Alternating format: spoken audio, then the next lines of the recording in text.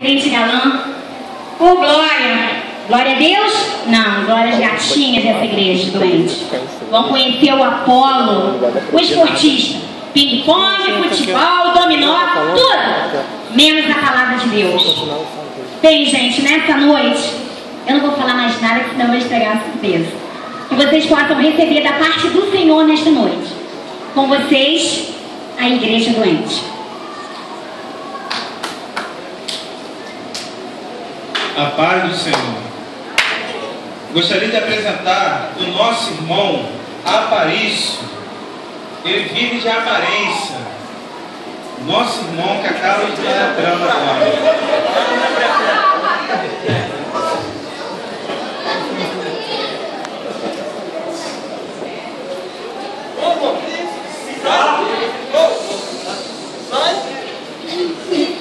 Bilhete de loteria, arma, revólver. Isso, bilhete de loteria, cigarro. Assim, irmão, tudo quebrado. A renovação das obras vagas, lógico. E segurança, eu tenho que estar preparado, senão já era para mim. Mas Aparício, a nossa segurança é Jesus. E a palavra? Vou chamar a tua esposa e sua filha.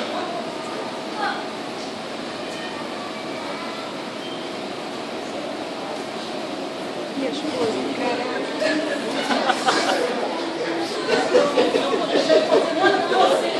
Eu não posso ficar vendo, não deixei fazer com você. O que aconteceu? Ué, minha senhora. Acidente? O que aconteceu? Ele me espancou. Eu? Porque eu disse que eu iria contar tudo para o pastor. Que ele andava fumando e praticando outras coisas erradas. Imagine vocês, ele me bateu porque eu pedi uma roupa nova. A campanha está tão velha que o branco virou amarelo, o preto virou marrom. Irmão, ela quer me deixar, ela quer acabar com a minha carreira. A filha tá louca, igual a mãe. Duas doentes. Tá igual a mãe. Ué, as aparências enganam. Isso, mano, engano. As aparências enganam. Lá em casa a gente vai conversar, tá?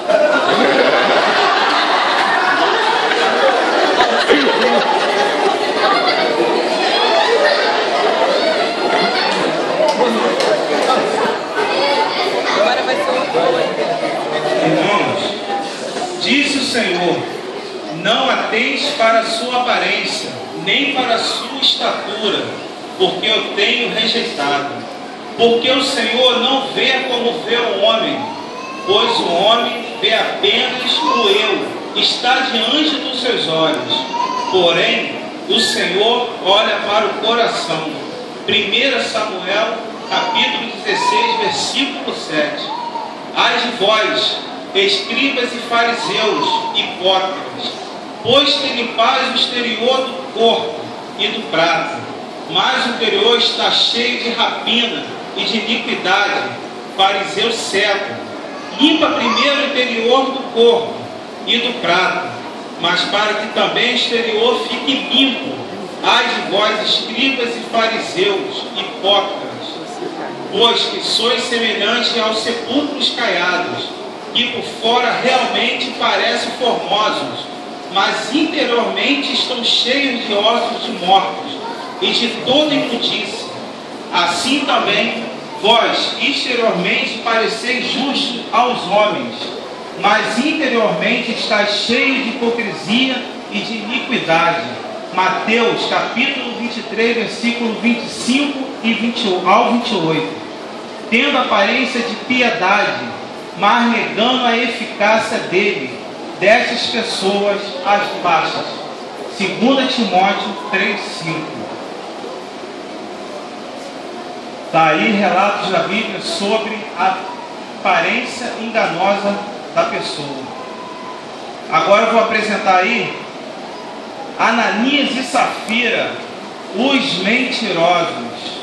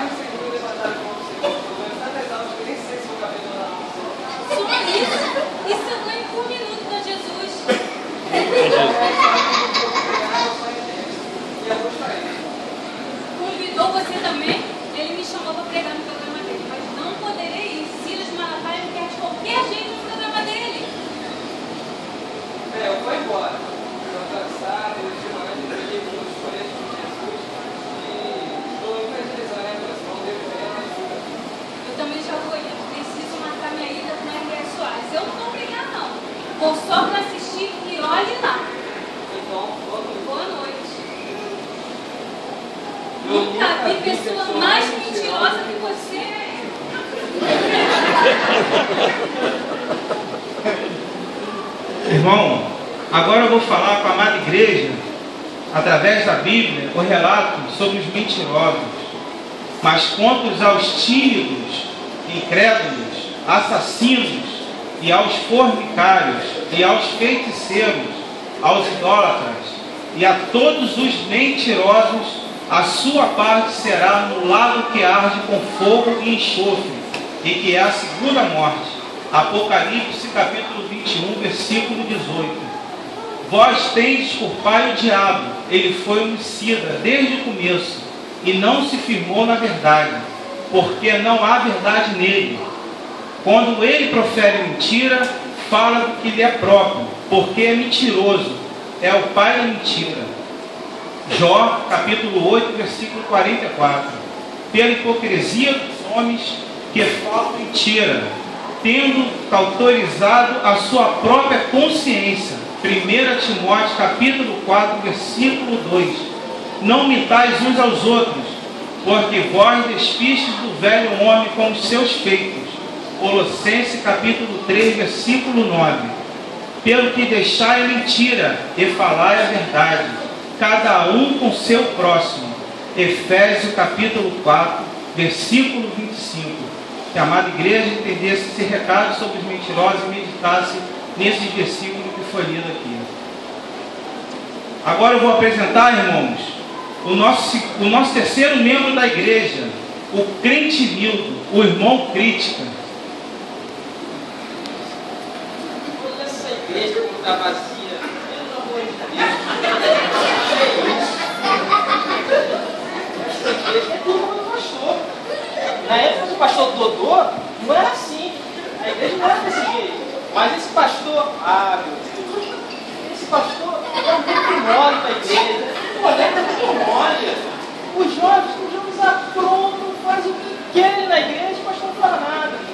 O líder do jogo vive nas 9, mas não faz nada. E os trabalhos? Tudo vagabundo. Se chama para trabalhar, sai todo mundo correndo. E as varoas? Não quer trabalhar para Jesus, só quer saber de fofocar. Abre a boca, a língua cai no chão. Pelo amor de Deus. E o ministro de louvor? É tarja preta. E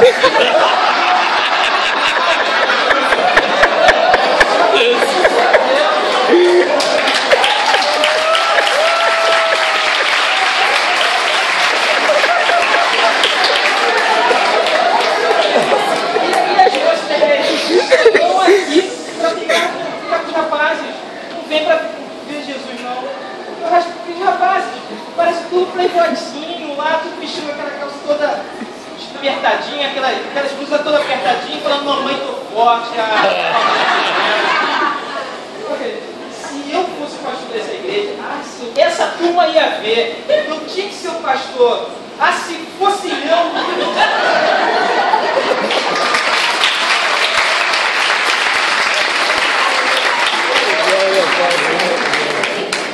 Irmãos, vou mostrar na Bíblia agora que o ministro não pode estar a comparação que a Bíblia diz sobre essa atitude que o irmão acabou de ter aqui.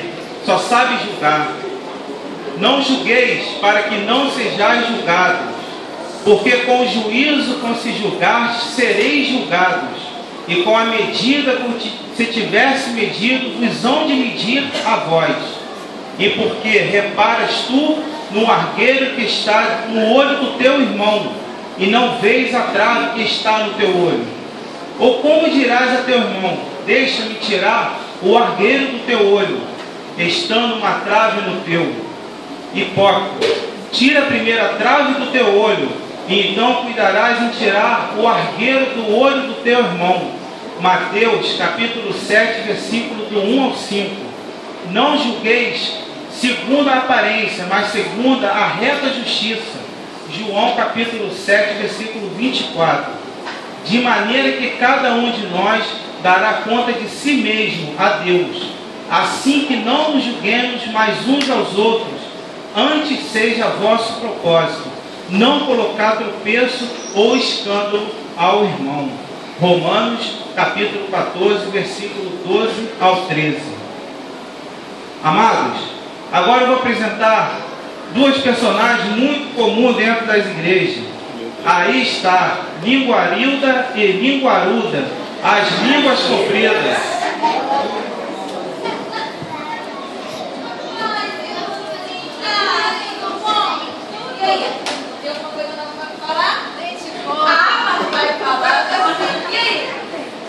O marido da irmã Rosana comprou um carro novo. Sabe onde também? No Facebook. Escrito lá: partiu, carro novo, 70 vezes pra pagar. Isso? E a irmã disse: como se arrumou mal, irmã? Não sabe nem combinar roupa. No outro dia, tava de blusa azul e saiu marrom caponeiro. Peraí, irmãzinha. E o marido dela? O mesmo caminho que eu tinha. E tudo tão arrumadinho, não é? Ai, meu Deus, ó Deus. O pastor devia falar isso tudo, né? Já pensou se vir alguém de fora? Um deputado, uma pessoa importante, vai pensar que a gente é tudo caipira. Mas tu vai falar o quê, irmãzinha? Mas tu é outro. Entra onde, querida, tipo o mesmo termo.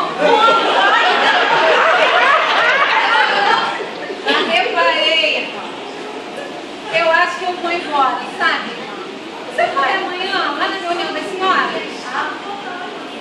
Não vou não, porque eu vou para o Senhor, falando da vida dos outros. Eu fico em casa, falando do Senhor da casa. Não, você vai? Pode. Vem com essa gente, mãe, que fala mal da vida de ninguém.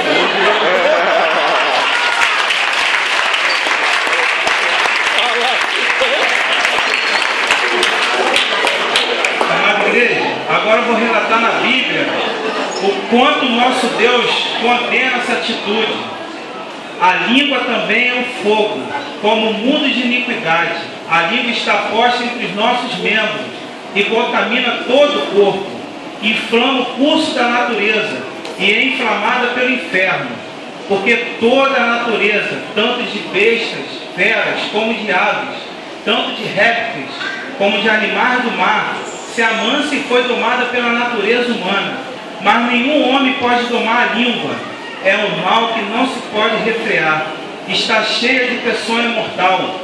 Com ela bendizemos o Deus e o Pai, e com ela amaldiçoamos os homens, feita a semelhança de Deus. De uma mesma boca procede a bênção e maldição. Meus irmãos, não convém que isso se faça assim. Tiago, capítulo 3, versículo 6 ao 10. Porquanto ouvimos que algum entre vós andam desordenadamente, não trabalhando, antes fazendo coisas vãs. 2 Tessalonicenses, capítulo 3, versículo 11. E além disto, aprende também a andar ansiosos de casa em casa, e não só ociosas, mas também paroleiras e curiosas, falando o que não convém. 1 Timóteo, capítulo 5, versículo 3. Amados, agora eu vou apresentar as jovens da igreja, Esther, Ruth e Miriam, as namoradeiras.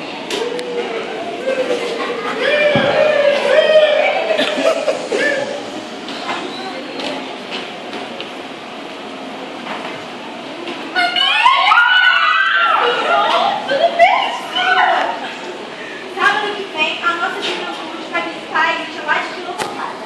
Eu vou. Vai ter cada cara bonito, cada pão, cada gato. Eu não vou. Prefiro muito mais cabelo no céu, lá tem cada gatinho. Vou falar com eles.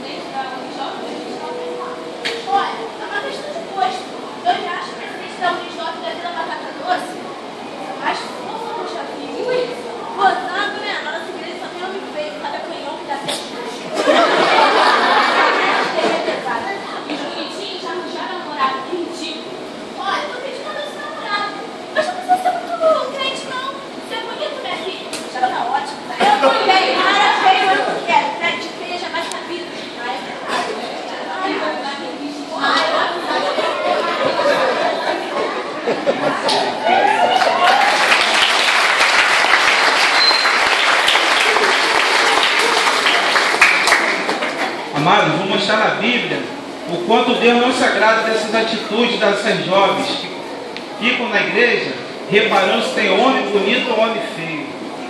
Porque também a nós foram pregadas boas novas, como a eles. Mas a palavra da pregação nada lhes aproveitou, porquanto não estava misturada com a fé naqueles que a ouviram. Hebreus capítulo 4, versículo 2. Diz ainda mais o Senhor: porquanto as filhas de Sião se exaltam, e andam com o pescoço erguido, lançando olhares imprudentes, e quando andam, caminham afetadamente, fazendo tiritar com os seus pés. Portanto o Senhor fará tinhoso o alto da cabeça das filhas de Sião, e o Senhor porá descoberta a sua nudez.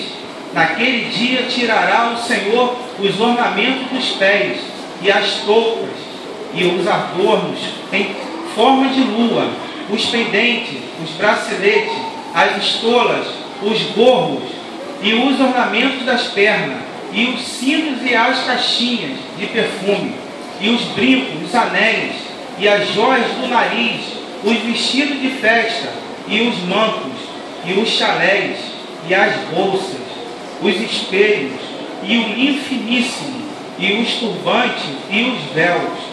E será que em lugar de perfume haverá mau cheiro, e por cinto uma corda, e em lugar de encrespadura de cabelo, calvície, e em lugar de veste luxuosa, pano de saca, e queimadura em lugar de formosura.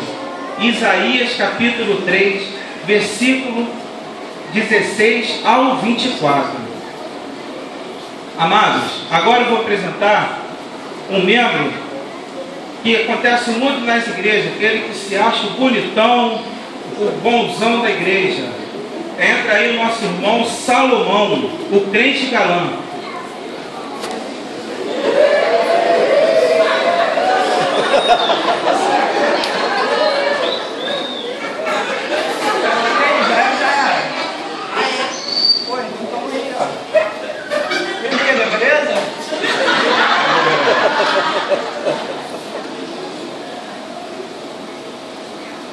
Pô, essa igreja não tá com nenhuma garota.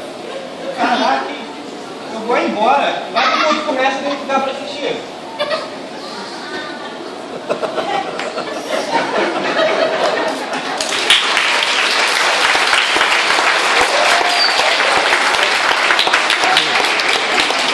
Irmão, a Bíblia nos diz: alegre-te, mancebo, na tua mocidade, e recreie-se o seu coração os dias da sua mocidade, e anda pelos caminhos do teu coração, e pela vista dos teus olhos.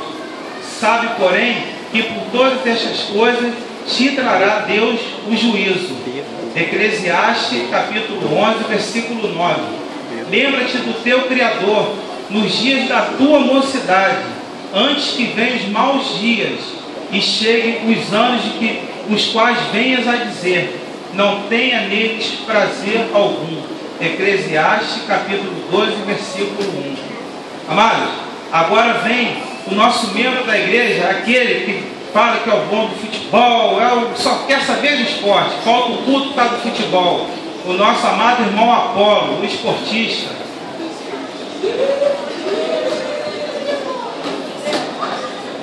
Eu tive uma ideia genial. É necessário movimentar os jovens dessa igreja. Tá todo mundo parado, os jovens não fazem nada. Tá tudo gordo, os caras não fazem nada. E fez reunião de estudo bíblico, orações pra que isso? Eu tava pensando em resolver fazer um torneio de esporte. Futebol de salão, ping-pong, futebol de campo. Eu aposto que o presidente da Jovem vai gostar. Ele também não chegar ali no horário da Bíblia.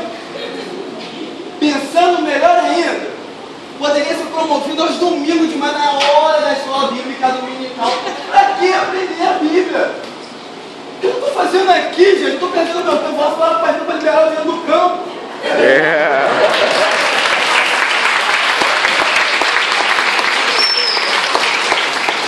Irmão, a Bíblia nos fala: porque há muitos desordeiros, faladores vãos e enganadores, principalmente os crentes, aos quais convém tapar a boca, homens que transtornam casas inteiras, ensinando que não convém, unicamente por torpe e ganância.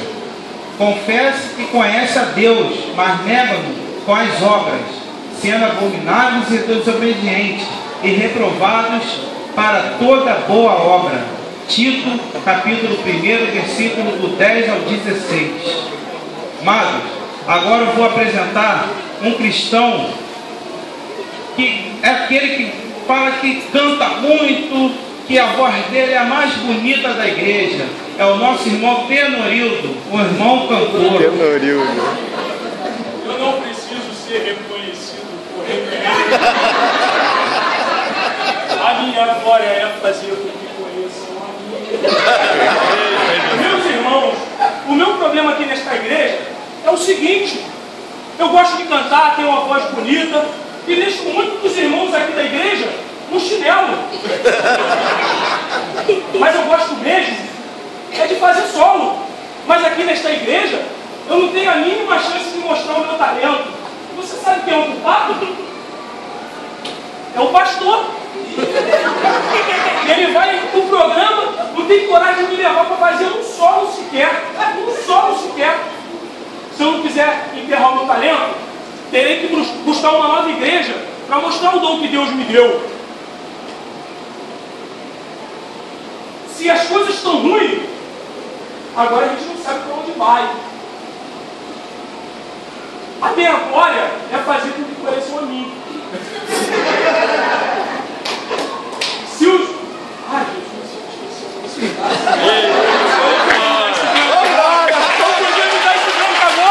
Agora eu não podia.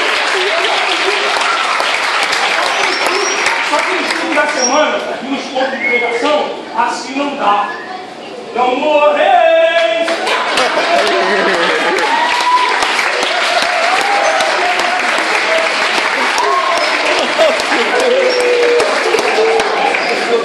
Irmãos, a Bíblia nos diz que este povo que se aproxima de mim com a sua boca e com seus lábios me louvam e me honram, mas o seu coração se afasta para bem longe da minha face. Isaías capítulo 29, versículo 13. Aquele que se exalta será humilhado.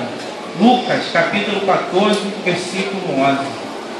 Amados, vou apresentar o nosso irmão Teovino, aquele que fala que é o grande pregador da igreja.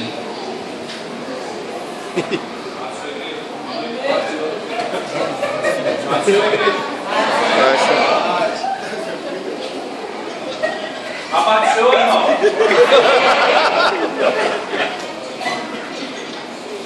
sei o que vocês estão vendo.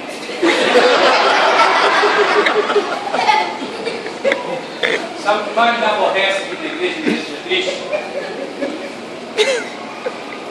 Eu tenho condição, tenho coragem, sei que sou capaz. Mas o pastor, ele não liga para mim. Estou me sentindo um inútil aqui na igreja. Um inútil, um zero à esquerda. Irmãos, eu sou teólogo. Falo várias línguas. Hebraico, grego, inglês, francês, espanhol.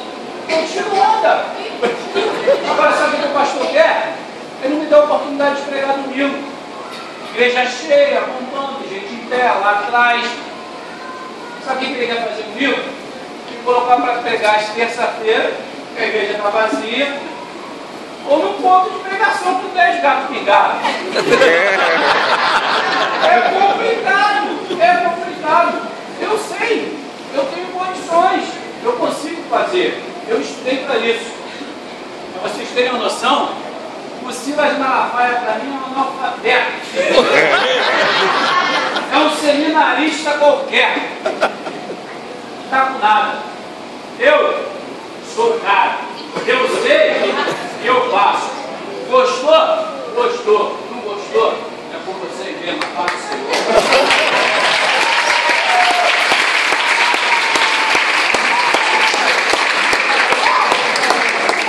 Irmãos, a Bíblia nos diz: e digo isto e testifico no Senhor, para que não andeis mais como andam também os outros gentios, na vaidade do seu sentimento, endurecidos no entendimento, separados na vida de Deus pela ignorância que há neles, pela dureza do seu coração. Efésios capítulo 4, versículo 17. Nada façais por contenda ou por vanglória, mas com humildade. Cada um considere os outros superiores a si mesmo. Filipenses capítulo 2, versículo 3. E rogo-vos, irmãos, que noteis os que provocam dissensões e escândalos contra as doutrinas que aprendeste. Desviai-vos dele, porque os tais não servem ao nosso Senhor Jesus Cristo, mas a seu ventre, e com palavras lisonjas enganam o coração dos simples. Romanos capítulo 16, versículo 17 ao 18.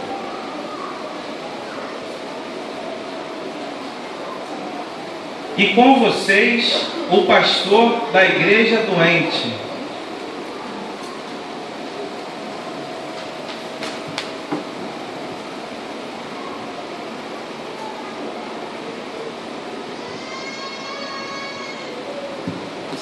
Amados, acabei de receber um bilhete do nosso pastor.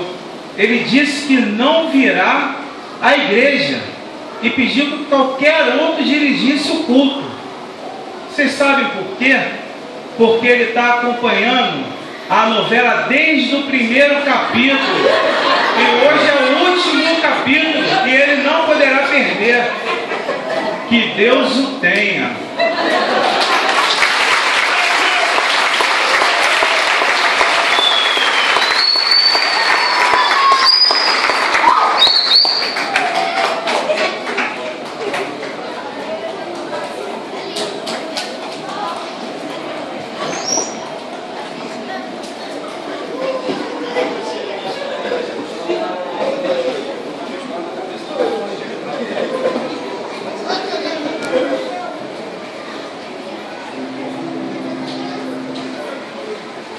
Amados, Deus deseja usar a igreja doente.